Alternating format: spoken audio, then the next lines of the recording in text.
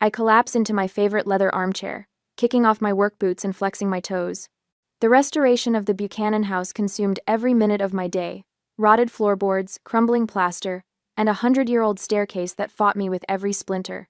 My muscles ache in that satisfying way that only comes from work well done. My phone buzzes on the coffee table.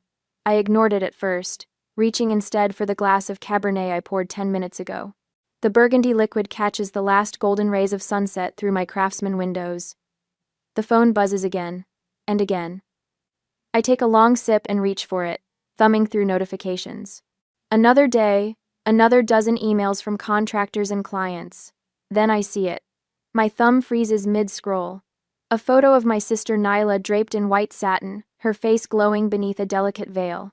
The caption below reads, "Final fitting for the big day. Nyla and Travis, forever after." My breath catches. Wedding. What wedding? I swipe frantically through my feed. Photos flood my screen, my cousin Marissa showcasing bridesmaid dresses, my Aunt Rosa arranging flower samples, my mother's hands holding embossed invitation samples. An invitation I never received. I click on the latest image. Comments cascade beneath it. "Can't wait to celebrate with you next month. The venue looks stunning. So blessed to be part of your special day." 57 comments. Names of relatives, friends, distant cousins I haven't seen since high school graduation. Everyone's going. Everyone but me. My phone rings, startling me. My mother's name flashes on screen. Cynthia Alvarez. Perfect timing. I answer, pressing the phone to my ear. "Mom." "Deborah, honey." Her voice sounds measured, too careful. "I was just thinking about you. How's work?" My free hand curls into a fist. "Work is fine. I just saw Nyla's wedding dress on Instagram." The silence stretches for 3 heartbeats. "Oh," she clears her throat. "I was going to call you about that." My knuckles whiten around the phone. My own sister's wedding? Was my invitation lost? "Deborah." Her tone shifts, that familiar note of disapproval slipping in. "Don't make this about you. You know how sensitive Nyla is." "Sensitive? What does that have to do with—" "You're always so busy with your career. Nyla felt you wouldn't make time anyway." The room suddenly feels colder. I stand, moving to the window, where the Denver skyline glitters in the distance. "So you all just decided not to invite me? To my sister's wedding?" "Travis thinks family is important," she says, as if that explains everything. "And I'm not family?" The words scrape my throat. "Of course you are. But you know how things have been. After you criticized her cafe, I co-signed her loan. $22,000 that I paid back after she abandoned the business. She had the children to think about." My mother's voice hardens. "Single motherhood isn't easy, Deborah." I press my forehead against the cool glass of the window. Old memories surface. Nyla at 10 breaking grandma's vase. Me taking the blame. Nyla at 17 sneaking out. Me covering for her. Me at 16 announcing my engineering scholarship. Mom's dismissive. "Of course you got it, you're the responsible one." The responsible one. Always. "I haven't been forgotten, Mom," I whisper. "I've been erased." "Now you're being dramatic." She sighs, the sound of a woman burdened by an unreasonable child. "We can talk about this later. I need to go help Nyla with the seating charts." The call ends. I stare at my phone, watching as new wedding posts appear. Nyla twirling in her dress. Travis and his groomsmen sampling cakes. My parents beaming beside the happy couple. A family portrait without me. My phone buzzes with texts from Jenna. "Did you see? Call me." Marcus from work. "Just saw your sister's wedding stuff, what the hell?" Mrs. Henderson next door. "Dear, are you aware of what's happening with your family?" Even the people on the periphery of my life noticed my exclusion. I sink back into my chair, the weight of 35 years pressing down on me. I've built my career restoring historical treasures, bringing beauty back to forgotten places. But I can't restore my place in this family. The realization washes over me like cold water. All these years I've been the fixer, the responsible one, the steady hand. I've co-signed loans, babysat on demand, listened to midnight breakdowns. I've shown up when no one else would, and this is my reward. Erasure. My phone buzzes again. I silence it without looking and set it face down on the table. From my window, I can see the mountains west of Denver, their peaks burnished copper in the fading light. Beyond them lies Boulder, where my parents still live in the Victorian house where we grew up. where Nyla returned with her 2 children after Eric left her, where they're planning a wedding without me. Something shifts inside my chest. Not the hot flush of anger or the sting of hurt, but something cooler, more deliberate. A quiet certainty. This time, I whisper to the empty room, I won't fix what they've broken. I pick up my phone and open Instagram again. With methodical precision, I unfollow my sister, then my mother, my father, my cousins.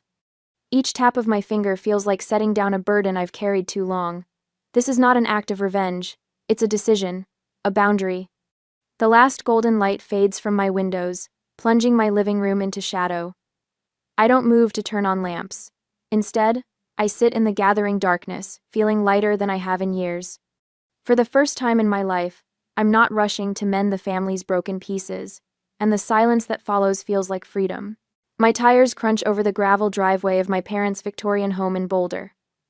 The morning sun glints off the stained glass above the front door, casting fragments of ruby and amber across the porch.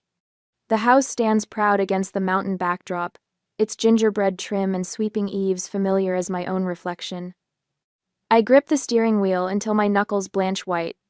3 days since discovering Nyla's wedding plans, 3 days of ignored calls from everyone except Mom, whose voicemails grow increasingly dramatic. Dad's hunched figure appears in the garage doorway. Hector Alvarez, perpetually hiding behind projects. Today it's his 1967 Mustang, the one he's been restoring since I was in high school. He straightens when he spots my car, wiping grease from his hands onto a rag that's seen better days. His eyes darted toward the house, then back to me. He doesn't wave. I kill the engine and step out into the June heat. Dad. Debbie.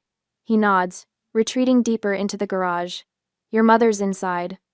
Of course she is. And of course he won't stand beside her for this conversation. Some things never change. The screen door creaks as I enter. The house smells of cinnamon and coffee, Mom's version of emotional armor. She appears in the kitchen doorway, face arranged in careful concern. Deborah. I was just about to call you. Cynthia Alvarez, queen of convenient timing. Coffee? I made your favorite coffee cake. I don't want coffee. I remain standing in the entryway, hands in pockets. I want to know why I wasn't invited to Nyla's wedding. Mom's smile falters, then reforms. Oh, honey, it's complicated. You've been so busy with your career. Don't. The word slices through her excuse. That's not a reason. She busies herself with the coffee pot, buying seconds. Nyla was afraid you might not approve of Travis. You can be. Intimidating. Intimidating? Because I asked questions when she introduced him after 3 weeks of dating? He thinks family is important, Deborah. She sets 2 mugs on the counter with trembling hands. And you've always been so. Independent. The garage door opens. Dad shuffles in, eyes fixed on the hardwood floor. Don't make things harder than they already are, he mutters. Harder for whom? I ask, heat rising in my chest. For Nyla? For Travis? For you two, who's always made excuses for her. Mom's eyes well with practiced tears. That's not fair. Fair? The word explodes from me. Was it fair when I co-signed that business loan for her cafe? $22,000, Mom. That's what I paid back after she abandoned it 9 months later. She had the children to think about, Dad interjects, finally meeting my gaze. After Eric left. Eric left 4 years ago. The cafe fiasco was last year. I step closer to them both. I've been making those payments while she posts vacation photos from Sedona. Single motherhood isn't easy, Mom whispers, and Travis is her second chance. Dad's voice strengthens with this familiar defense. He has a good job in pharmaceutical sales. He can provide stability. So she found her meal ticket, and now I'm embarrassing? The pieces click into a sickening place. Did Travis say he doesn't want me there? Their silence confirms it. He thinks I don't care about my family. I laugh, the sound harsh against the homey kitchen backdrop. That's rich, coming from a man who's known her for 7 months? Please understand. Mom reaches for my arm. This wedding means everything to her. After the cafe. After Eric abandoned her with the children. Emma and Lucas deserve stability, Dad adds. Always the children as shields. 8-year-old Emma and 6-year-old Lucas, wheeled out as justification for every bad decision Nyla makes. And what about me? I ask quietly. What do I deserve after paying her debts? After babysitting every weekend she had a date? After listening to her cry about Eric at 2 in the morning for months? You're stronger, Mom says, as if it's a compliment. You've always been the responsible one. The responsible one. The family ATM. The free therapist. The emergency babysitter. Never the sister worth including. I turn toward the door, suddenly exhausted. The weight of their expectations, their manipulations, feels heavier than the timber beams I installed in the Buchanan house yesterday. Deborah, please. Mom follows me. We're family. Family. I pause at the door. Is that what we are? Dad steps forward. Where are you going? Away from here, I say simply. If Nyla wants a perfect wedding, she can have it without me. I leave them standing in the doorway, faces painted with confusion, as if they can't comprehend that this time I won't absorb the blow. 20 minutes later, I slide into a booth at Copper Kettle, the coffee shop where Jenna works. She spots me and brings over a latte without asking, sliding in opposite me. That bad, huh? Jenna's known me since college. She recognizes the aftermath of family confrontation on my face. Worse. I wrap my hands around the warm mug. Travis doesn't think I care about family. That's why I wasn't invited. Travis, she snorts. The guy who's known your sister for 5 minutes thinks he gets to decide who cares about family? Apparently. Jenna glances around, then pulls out her phone. Speaking of Travis. She slides it across the table. Kelly took these last night at Downtown Lounge. The photos show Travis, arm wrapped around a blonde woman who definitely isn't my sister. They're laughing, heads close together. In the last image, his lips press against her neck. My stomach tightens, not with surprise but with bitter confirmation. When was this taken? Last night, around 11. I push the phone back toward her.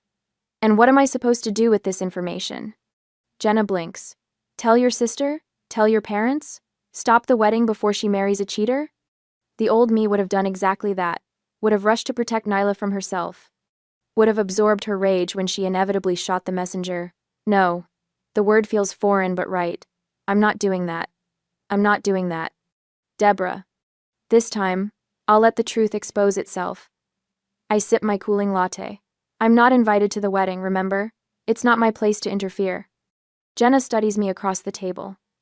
This isn't you. Maybe it should be. The realization settles in my chest, not with guilt but with certainty. I've spent my life fixing Nyla's messes. Look where that's gotten me. Excluded from her wedding. Jenna concedes. Exactly.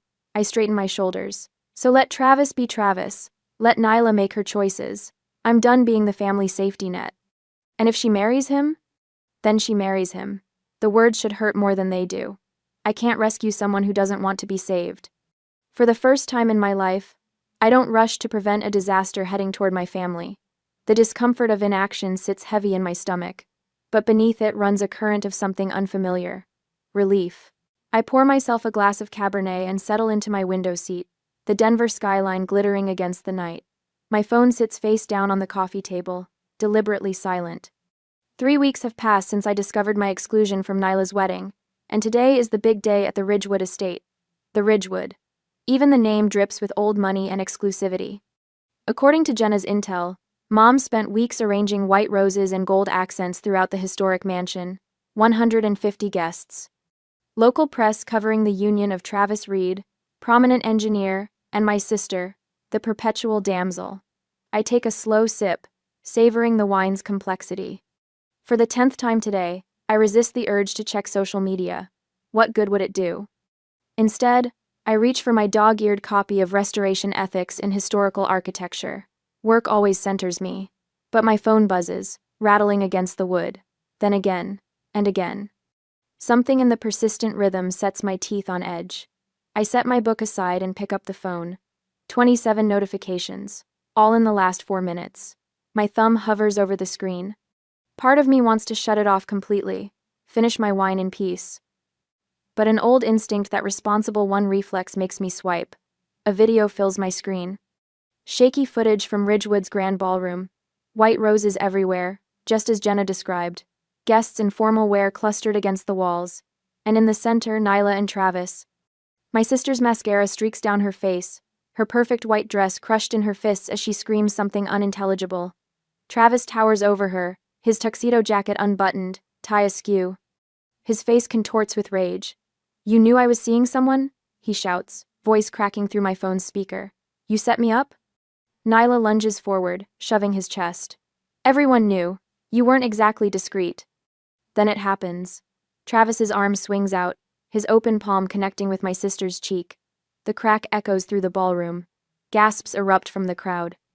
The camera shakes violently as the person filming reacts. "Oh my God," I whisper, fingers pressed against my lips. The video cuts off.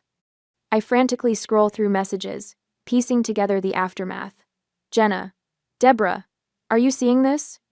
Marcus. Holy shit. Just saw the Reed Alvarez disaster on Instagram. Mrs. Henderson next door. Dear. Your family is on the news. Channel 9. I switched to the local news app. There it is. Already breaking. Society wedding ends in assault charges. The footage plays again, this time from a different angle. I catch glimpses of my mother's horrified face in the background, my father attempting to rush forward before being restrained by two other men. The anchor's voice cuts in. Police were called to the prestigious Ridgewood estate this evening after the groom, Travis Reed, allegedly assaulted bride Nyla Alvarez during what witnesses describe as a heated argument about infidelity allegations. I snap the phone off, tossing it onto the cushion beside me. My pulse hammers in my throat. Part of me, a part I'm not proud of, feels a sick vindication. But it's quickly swallowed by genuine concern for Nyla. No matter our differences, watching my sister be struck on what should have been the happiest day of her life twists my stomach.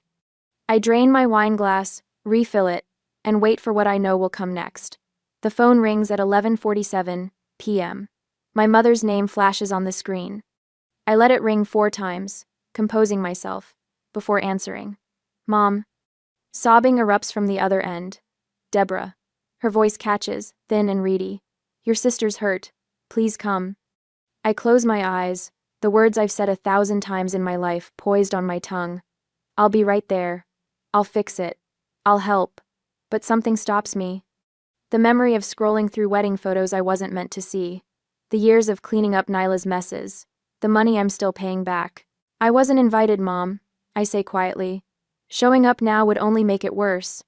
Silence stretches between us, so profound I can hear her breathing hitch. "But she needs you," Cynthia finally whispers. "She always needed you." "No," I corrected her gently. "She needed Travis. She needed security and status and a fairy tale wedding. What she needed from me was my absence."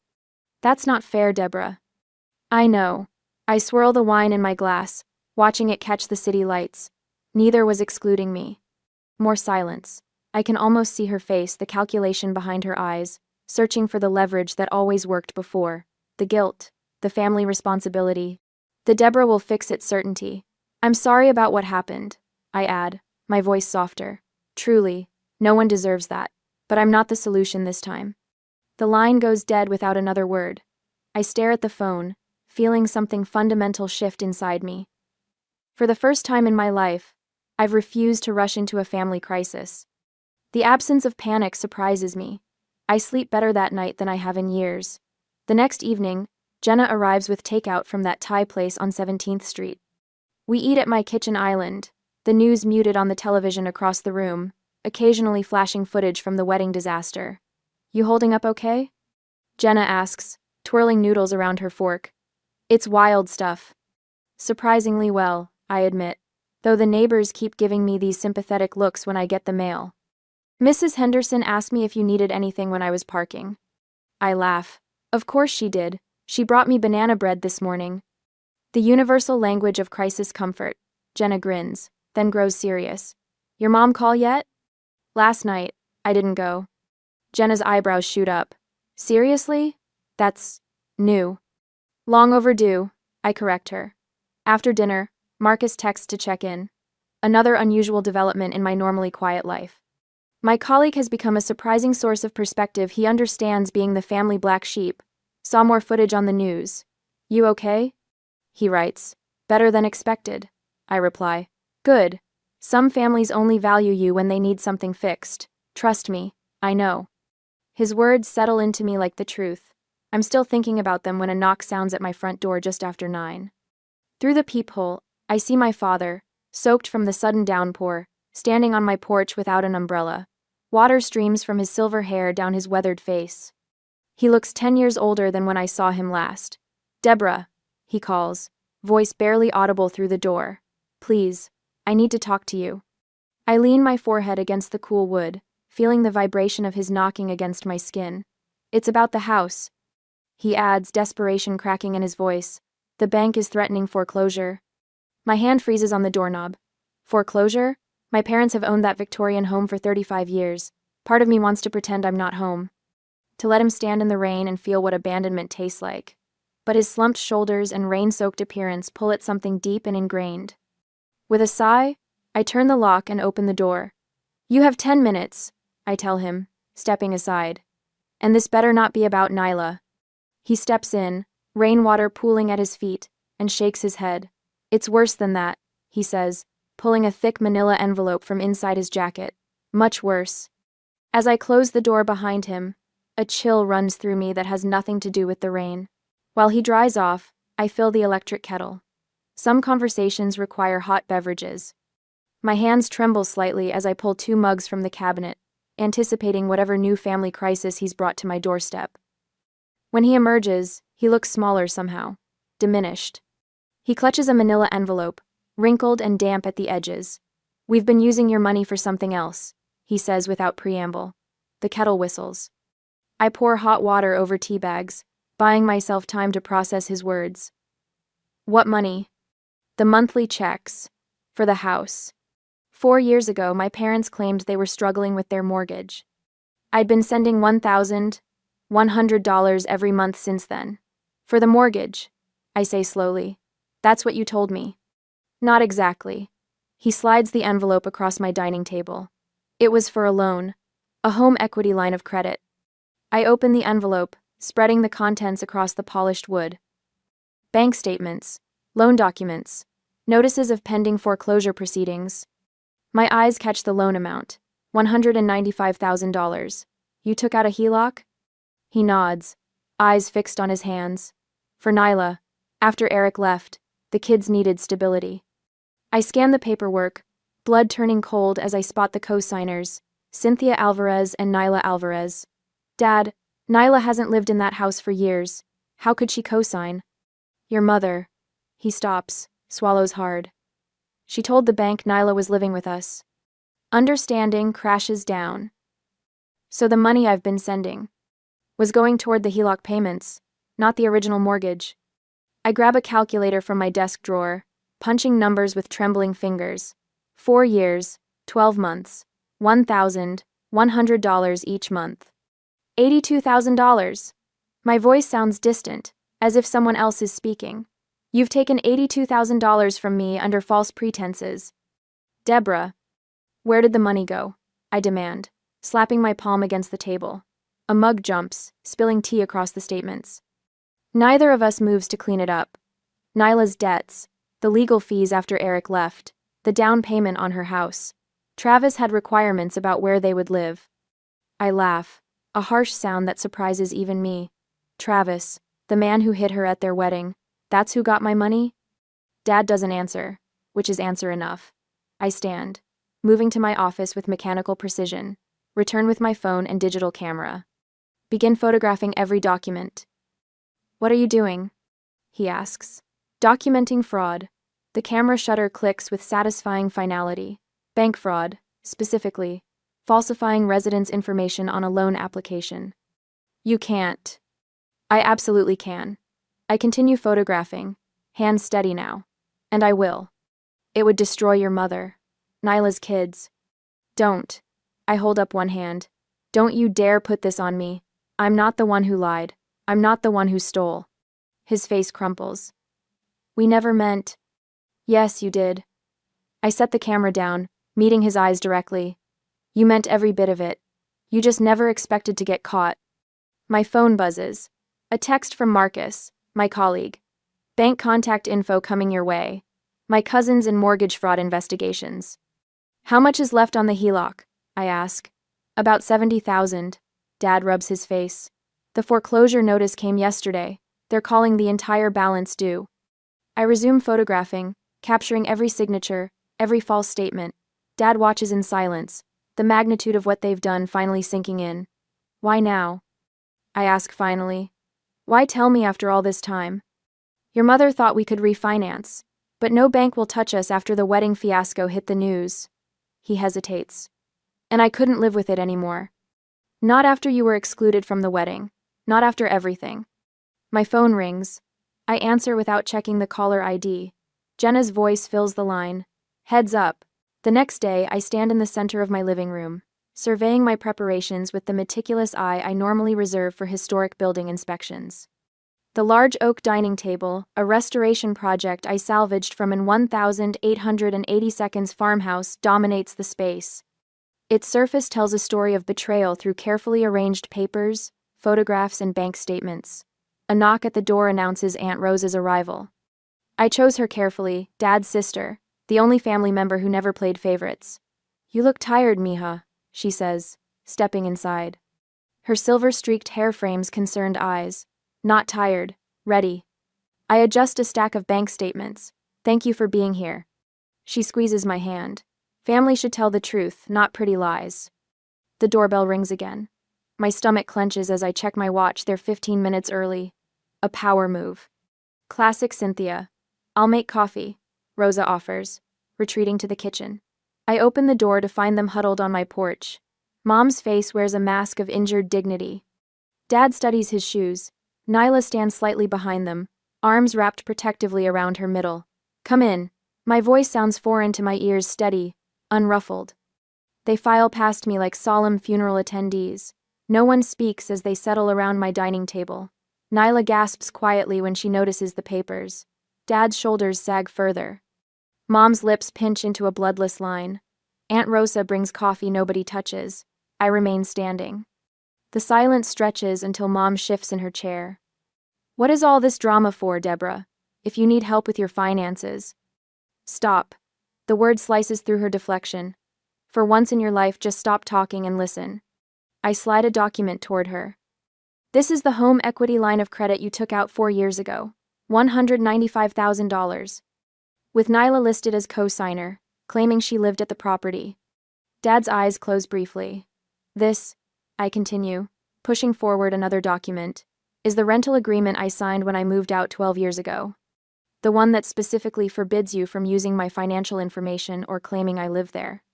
I tap a stack of bank statements, and these show the money transfers. $1,100 monthly from my account to yours, totaling $82,000 over 4 years.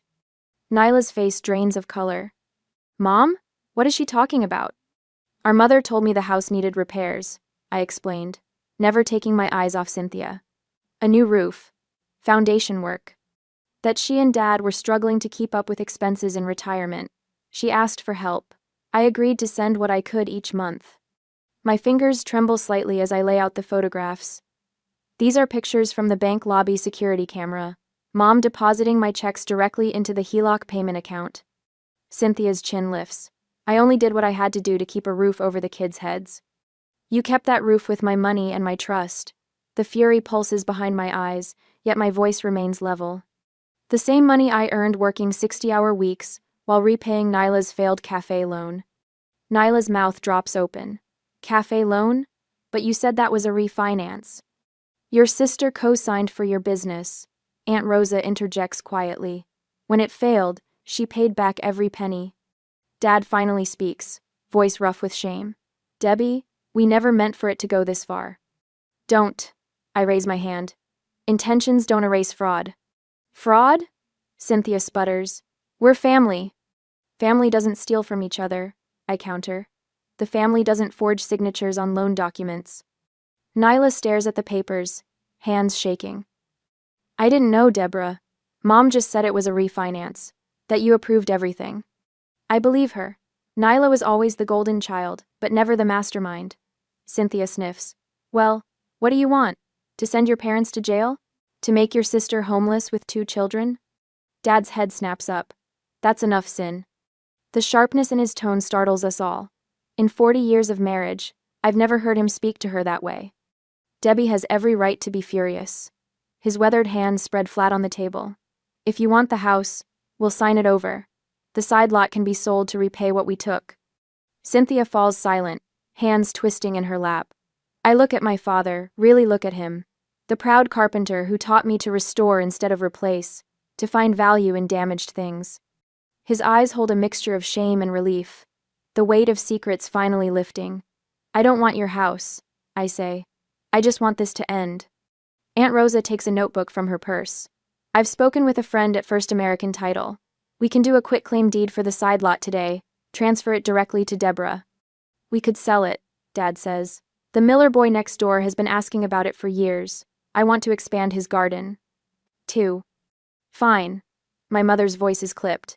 I don't need an apology, I tell them, surprised to discover it's true. I just need peace. The room falls quiet again, but the quality of silence has changed. No longer tense with unspoken accusations, but heavy with truth finally acknowledged. 2 weeks later, we met at a title company downtown. The attorney explains the documents with professional detachment. Dad signs first, then Mom. The pen hovers in her hand for a moment before she scrawls her name. I don't make speeches about forgiveness. I don't hurl accusations. I simply sign where indicated and accept copies of the paperwork. As we stand to leave, Dad touches my arm. I'm sorry, Debbie, his voice catches, for everything. I nod once, unable to find words that won't crack open my carefully maintained composure. Outside on the sidewalk, Nyla approaches hesitantly. I'll pay you back, she promises. Every cent. Take care of your kids, I tell her. Stand on your own feet. She nods, tears spilling. I will. I drive home alone, windows down, autumn air whipping through the car. My phone rings, Jenna checking in. It's done, I tell her. How do you feel? I consider the question. The anger still burns, but differently now. Not the hot flash of betrayal, but something controlled, useful. The kind of fire that forges rather than destroys. Like I've finally stopped carrying other people's weight. 3 days later, a certified check arrives from the sale of the side lot.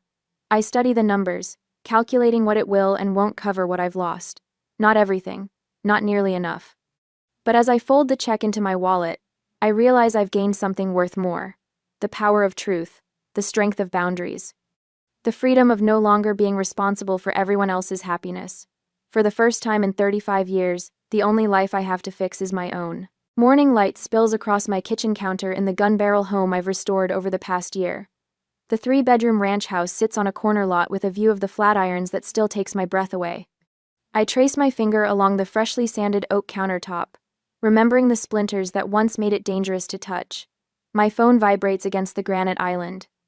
I glance down, expecting another message from Balance Forward about tomorrow's financial abuse workshop. Instead, Nyla's name appears on my screen. Thank you for letting me make things right. The kids miss you. 1. I set down my coffee mug, feeling neither the sharp sting of anger nor the heavy weight of obligation that once accompanied her name, just calm awareness. Through mutual friends, I've heard snippets of Nyla's new life. 3 jobs, no handouts. Standing on her own feet for perhaps the first time since high school. Emma walks herself to school now. Lucas joined Little League without anyone forcing him. I type my response carefully. I'm free Saturday afternoon if you'd like to bring them by. Her reply comes instantly. Just me first. We need to talk. I added a condition without apology. 2 o'clock, I have plans at 4. The boundaries feel natural now, not selfish. Saturday arrives with a gentle rain that patters against the living room windows. When Nyla's compact sedan pulls into the driveway, I notice the missing hubcap, the small dent in the passenger door. No more luxury cars purchased with other people's credit. She stands on my porch, clutching a small wooden box, her knuckles white. Rain droplets cling to her hair, which hangs straight and uncolored for the first time since she was 12. You look different, I say, stepping aside to let her in. 3 jobs will do that. She attempts a smile, but her voice lacks the practiced charm she once wielded like a weapon. No time for highlights when you're cleaning office buildings at night. I lead her to the kitchen, where 2 mugs of tea steam on the island. No wine. No illusions of false intimacy. This is for you. She places the wooden box between us. Dad found it when they were clearing out the Victorian. I lift the hinged lid. Inside rests our grandfather's pocket watch, its gold case tarnished with age. The one meaningful heirloom neither of us received when he died. The one thing I'd wanted. How did you know? I ask, lifting it carefully. You mentioned it once, when we were teenagers. She watches as I wind it gently. The mechanism clicks, then begins to tick with surprising strength for something so long forgotten. Maybe time doesn't erase mistakes, I say, but it teaches you when to stop repeating them. We sit in silence as rain taps against the windows. Not uncomfortable, not forced, just two adults acknowledging truths too long buried. What did you do with the money? She finally asks. From the land sale? I meet her gaze directly. I didn't keep it, Mom said. I opened accounts for Emma and Lucas, college funds. Her eyes widened. After everything we did? After... I'm done rescuing adults, I say, feeling the rightness of these words. But kids, they still deserve a chance. When she leaves an hour later, we don't hug. We don't make promises about holiday gatherings or shared vacations. But something has shifted, like a bone finally set properly after years of painful misalignment. That evening, I sat alone on my porch swing, watching sunset paint the mountains gold. My journal rests open on my lap. Today's entry simple but complete. The softest revenge is peace and quiet. No bitterness curls through my chest as I write these words. No burning need to make things even. Just calm certainty that I've found my way back to myself. In that stillness, I finally feel free.